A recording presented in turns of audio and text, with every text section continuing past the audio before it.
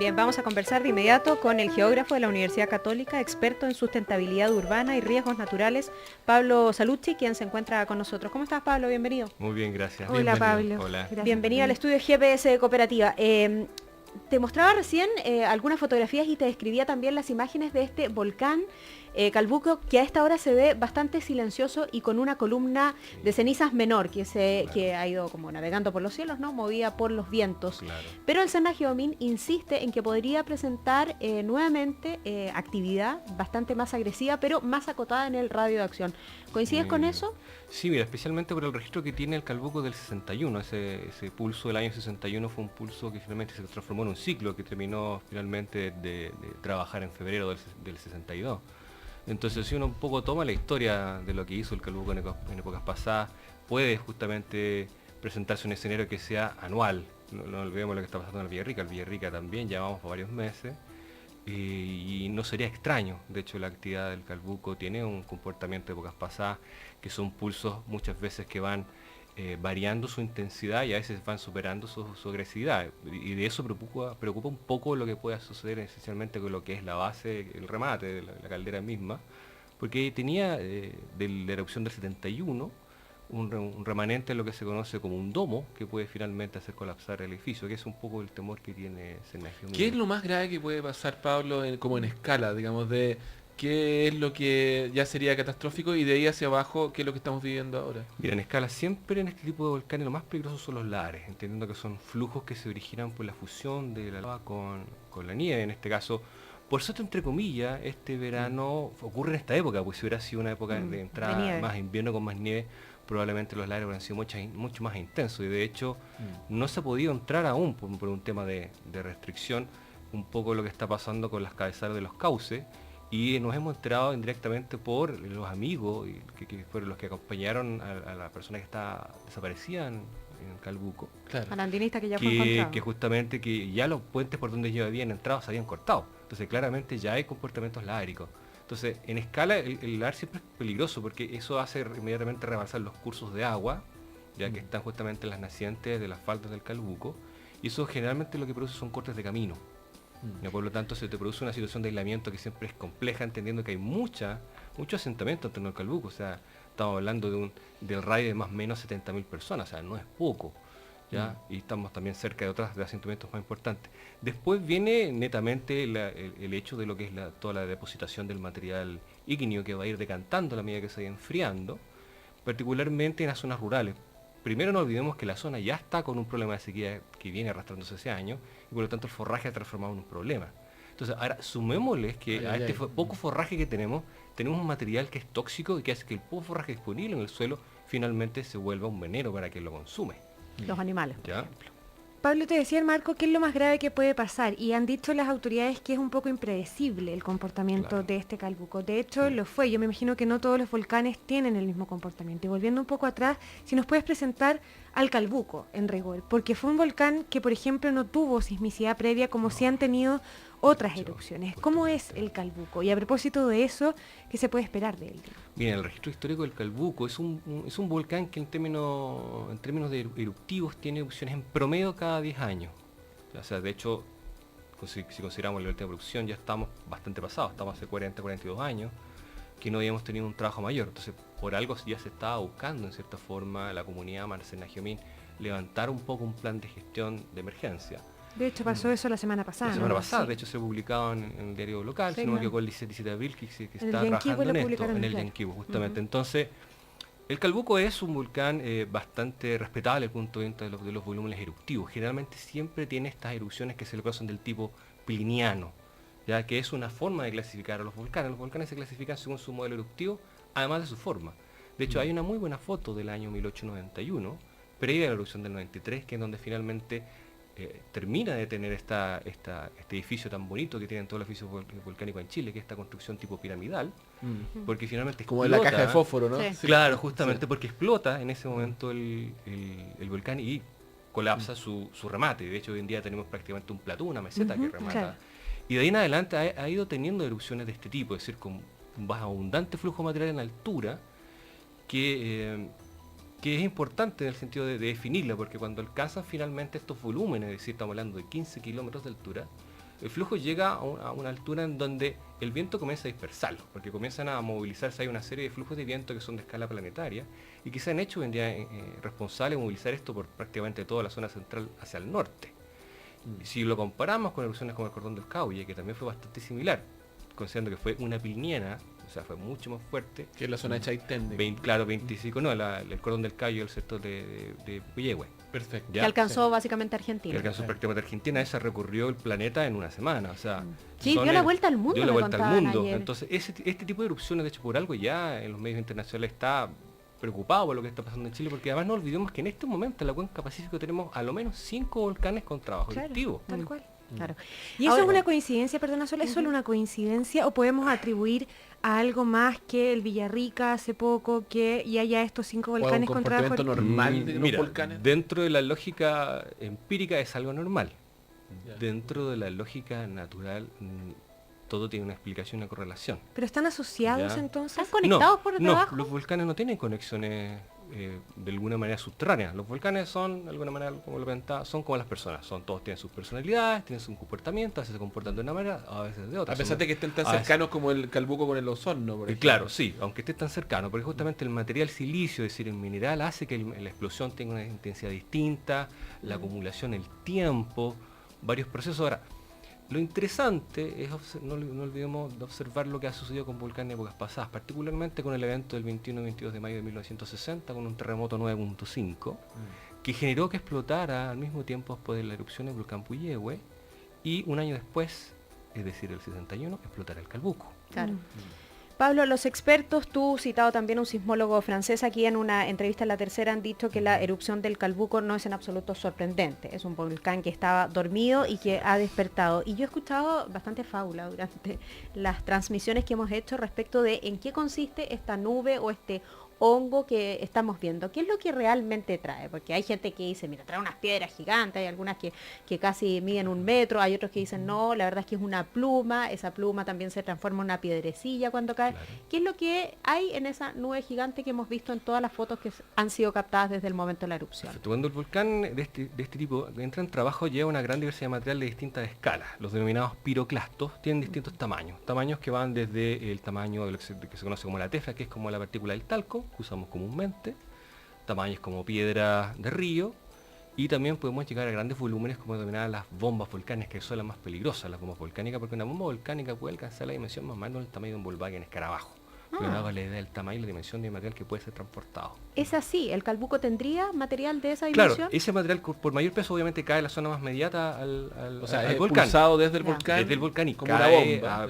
en promedio por la velocidad, estamos hablando de 3-5 kilómetros de la zona más peligrosa donde pueden caer estas bombas volcánicas, y muchas veces hay varios documentos que denotan, a veces muchos vulcanólogos terminan con piernas fracturadas porque a veces les pasa que han Que son estado en víctimas volcanes de y se ven el Calbuco, Claro. están escalando, de repente explota y comienzan a caer estas bombas Como que te volcánicas cae un meteorito que gigante. son muy agresivas. Ahora, el material, no digamos que es un material bastante liviano, porque esencialmente es una piedra muy similar a la piedra pome, que puede movilizarse por el viento por bastante tiempo, ¿ya? Y que después decanta. O sea, Ya.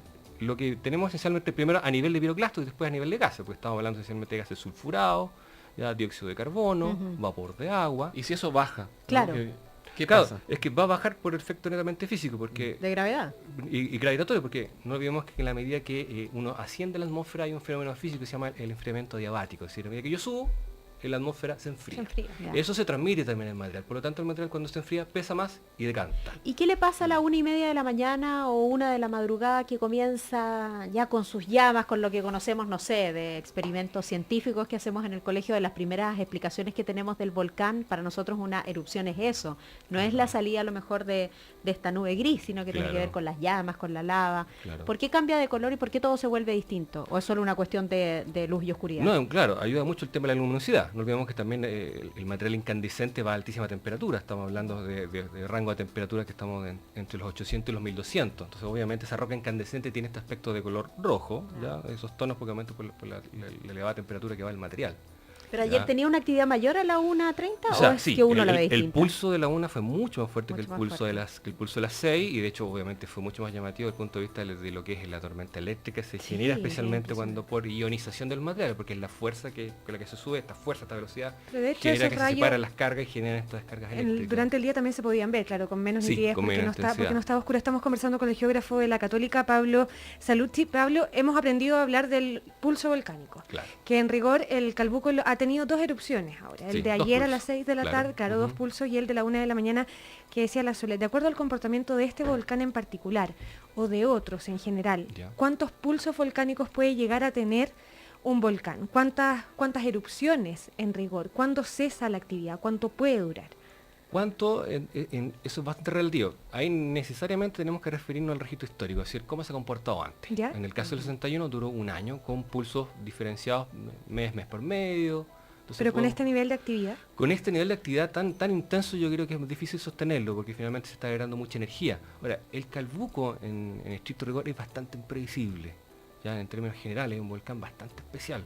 Lo O que es sea, una mala noticia. Sí, ciertamente, es una mala noticia porque no olvidemos que instrumentalmente en este momento tenemos una de las mejores redes que Chile ha podido tener en la historia con respecto al material volcánico y solamente pudimos terminar 30 minutos antes del Sí, pulso claro. mayor los tremores y no hubo mayor tiempo a nada. Pablo, no puedo dejar de preguntarte, ya que eres experto en sustentabilidad urbana, sobre el radio urbano y sobre la gente que vive cerca, porque Sí. uno se pregunta en reactivo, ¿no? Después de esto, ¿cómo podía ser que había gente viviendo tan cerca del volcán? A pesar de que a lo mejor no era tan cerca en lo teórico hace una semana atrás. Pero ayer cuando veíamos los testimonios de la gente, y no hablo de Ensenada, sino tal vez de otros sectores, como el sector de Alerce que tiene cerca de 60.000 personas, 60.000. ¿cómo podemos planificar nuestras ciudades entonces? ¿No? Porque venimos de lo que pasó en Copiapó. Claro. Y ahora tenemos otro tipo de fenómeno. Antes tuvimos el 2010 y cada una de estas cuestiones nos va explicando distintos tipos de eventos, y lo voy a tomar desde el punto de vista sustentable, ¿no? Que afectan la calidad de vida Exacto. de esa gente. ¿Qué es lo que pasa acá? ¿Cómo es tu apreciación con respecto a lo que estaba pasando en la zona de Puerto Montt con respecto al Calbuco? Mira, tiene como esa respuesta como varias aristas de bajada. por Primero, supuesto. claramente, nosotros tenemos una memoria bastante frágil y olvidamos muy rápido, ¿ya? Por un lado. Por otro, la planificación urbana muchas veces no se hace cargo del mundo rural. ¿Ya? El mundo rural tiene una evolución, un desarrollo muy propio, particularmente por los arraigos tan fuertes que salen en esos sectores. En especial en este Entonces, sector. Claro, porque de hecho, cuando tú vas a evacuar a la gente del sector, la gente se resiste mucho a salir porque no quiere perder lo poco que tiene. Ya, aparte que el mundo rural tiene una mega muy propia en cuanto a lo que son la estructura de la familia, la estructura de redes, entonces es difícil romper eso. Y creo que en ese sentido debemos de una otra forma traspasar un poco lo que son los planes de gestión volcánica al ámbito rural y incorporar en la vida cotidiana. O sea, hoy en día la única ciudad que tiene un plan integral desde un punto de vista volcánico es Pucón.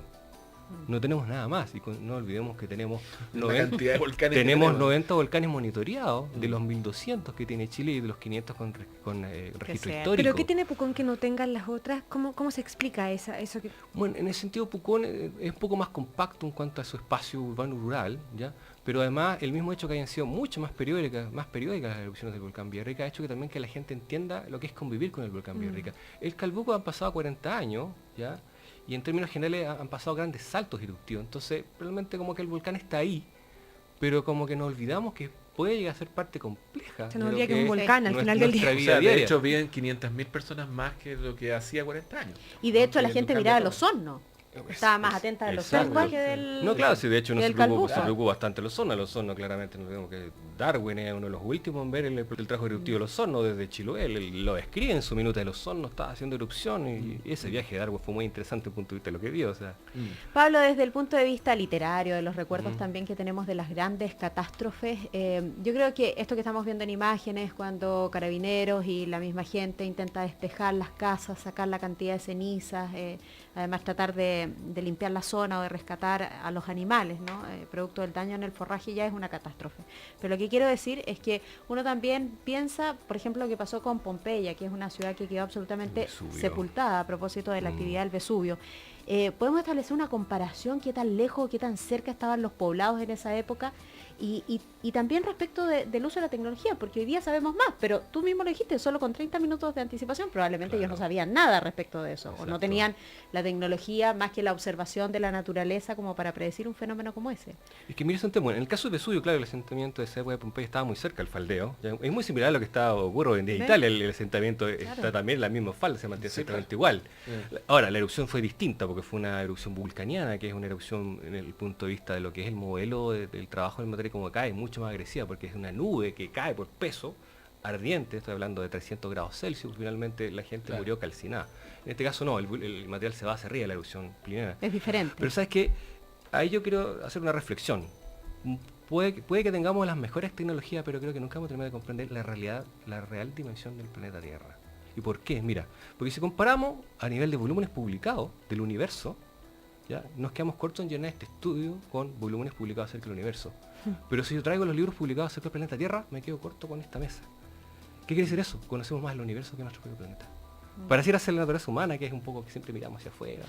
Somos un poco soberbios. Más que hacia el interno, claro. Entonces, porque no olvidemos además que estamos monitoreando la Tierra sistemáticamente hace solamente 100 años. Solamente eso. Pablo, uno muy cortito al final, muy cortito, que es una duda que me preguntan por acá. El sistema de monitoreo de Sarnagiomín está instalado en el mismo volcán, ¿no? Como en el faldeos del volcán. ¿Qué pasa cuando hay una erupción como la de ayer? ¿Se pierden completamente ese sistema de monitoreo? Ya hay ¿Cómo equipos se repone? sacrificados. Hay equipos sacrificados. ¿Y cómo se repone? Porque hay que seguir monitoreando. Hay que, claro, ahora se colocaron unos equipos remotos, que son los que están transmitiendo, y una vez que el volcán se estabilice, se vuelven finalmente a establecer equipos GPS, inclinómetros, que son los que varían un poco el movimiento del volcán. Sí, generalmente siempre hay instrumentos de sacrificio, porque tienen que estar cerca de la zona de peligro para valorarlos y evaluarlos correctamente. Perfecto. Tenemos algunos llamados desde gente que nos está llamando desde la zona y nos pregunta si el volcán Osorno en este momento no presenta nieve, si es que hay algún riesgo con respecto a eso, ¿no? Porque obviamente la gente está bastante asustada con lo que está pasando y cualquier cosa puede ser una señal. ¿Nos puedes aclarar un poco qué pasa si un volcán no tiene nieve? Es bueno que no tenga nieve, porque de hecho estamos disminuyendo el riesgo del LAR, que finalmente es lo más agresivo del punto de Y vista el de lo que... desborde de ríos y todo lo Claro, demás, porque digo. justamente te corta camino, hace desborde de río y finalmente es una consecuencia bastante complicada desde el punto de vista de lo que es la respuesta a la emergencia. Ok, no podríamos, o sea, tampoco podemos predecir si el volcán Osorno va a entrar o no va a entrar en algún tipo de... De momento nada, hace bastante tiempo que está calmo los hornos. Okay. Oye, nos envían fotos de Talca, el cielo cubierto. Bueno, la nube va a seguir avanzando, llega a Santiago. Talca también es un tema que está hay que preocuparse. La laguna, Temuco, Talca, la laguna te del preocupa. Maule, esa caldera está trabajando también. De hecho ha sido denominada por algunos investigadores internacionales como la caldera más peligrosa en este momento en el planetario. Entonces hay que tener ojos también sobre Talca. Bueno, ok. Que descanse la tierra un momento. Un ratito. Al menos que descanse Es esta que parte de la Tierra. Estaba diría. operando la teoría de Gaia, parece, definitivamente que la teoría de Gaia es la que habla que de alguna manera el planeta Tierra está tratando de eliminarnos de la suerte. Oh, Somos una plaga. Algunos ¿no? dirían merecido lo tenemos, digamos. Claro. Pero bueno. Pablo Salucci. Ay, perdón. Un gusto estar contigo, lo dijimos a De coro. nada. Que estés muy bien. Vamos Vamos a a la pausa. Gracias. Gracias.